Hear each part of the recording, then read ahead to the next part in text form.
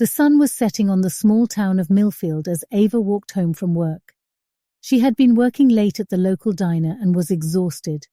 She felt a chill in the air and pulled her jacket tighter around her body. As Ava walked home from the diner, the hairs on the back of her neck stood on end. She felt like she was being watched, like there was someone lurking in the shadows behind her. She turned around, but there was no one there. She continued walking, but the feeling persisted, growing stronger with every step. Suddenly, she heard footsteps behind her. She turned around and saw a man emerging from the shadows. He was tall and imposing, with a twisted grin on his face. Ava's heart pounded in her chest as she tried to break free from his grip. She pulled and twisted, but he was too strong. The man pulled her into an alleyway where there was no one around to help her. He spoke in a low, menacing voice, telling her how he had been watching her for days. He knew everything about her, where she worked, where she lived, and who her friends were. He whispered threats in her ear, promising to hurt her if she didn't do exactly as he said. Ava felt a wave of terror wash over her. She knew she was in grave danger, but she didn't know how to escape. The man's grip on her arm was getting tighter and tighter, and she could feel her strength draining away.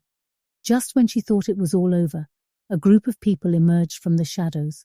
They were dressed in black, with masks covering their faces. They surrounded the man and began to attack him, pummeling him with fists and kicks. Ava stumbled back, her mind reeling from the horror of it all. The group of vigilantes had saved her, but she didn't know if she would ever be able to forget the terror of that night.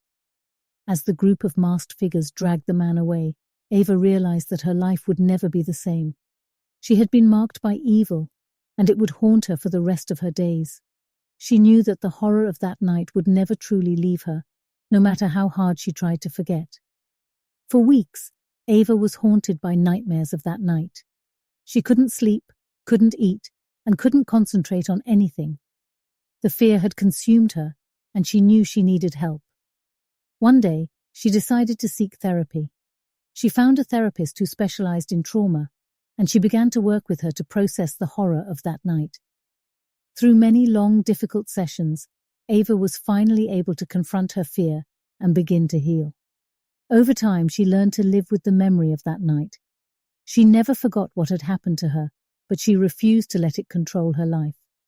She became an advocate for victims of violent crime, using her own experience to help others who had gone through similar trauma. Although the horror of that night would never truly leave her, Ava found a way to turn her pain into something positive.